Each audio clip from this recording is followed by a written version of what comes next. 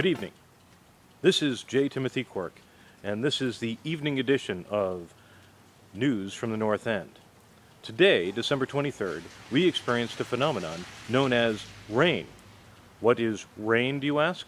Well, rain is when there are water vapor that's up in the sky somehow, and then due to condensation, it falls because it is heavy and there is gravity, and therefore we get rain. Now, how much rain do you ask?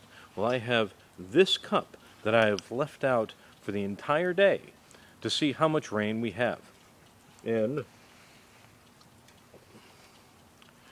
it appears that we've had some rain today. So this is J. Timothy Quirk for T-Town Chatter and News from the North End. I bid you good evening from Torrington, Connecticut.